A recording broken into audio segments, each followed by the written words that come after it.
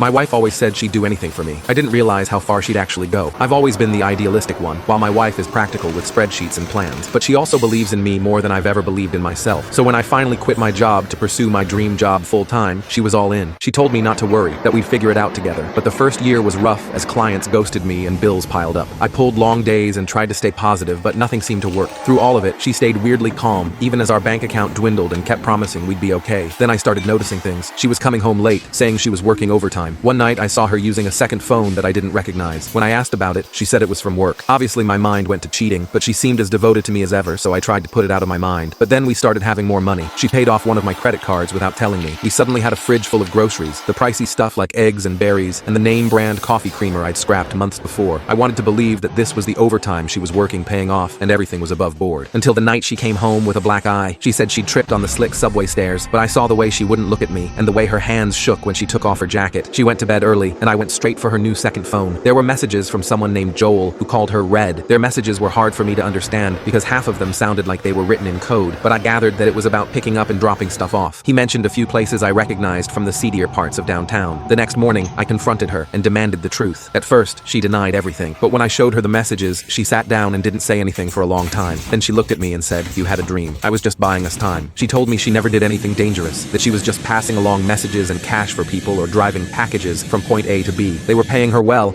and all she had to do was not ask questions. She said it was easy money, but she knew I'd make her stop if I found out, and she couldn't stand to be the thing that got between me and my dream. I was horrified, terrified, and honored. She was putting herself in danger because she believed in me when no one else did. But I ignored the voice in my head telling me this was my shot and begged her to stop. If she was coming home with a black eye, it didn't matter how safe she thought she was. Clearly something could go wrong at any time. A few hours later, she handed me the second phone and said it was done, that she'd told them she was out for good. I asked her if there was going to be any backlash, and she just smiled and told me not to worry about it. I opened my firm last year, and for a while things were going well, but in the past few months, I've started struggling again to make ends meet. Yesterday, my wife came home with a bruise on her arm. She said it was nothing, but this morning, I found a new phone in the kitchen drawer. I don't think I can afford to stop her this time. We need the money, and I know she'd do anything for me.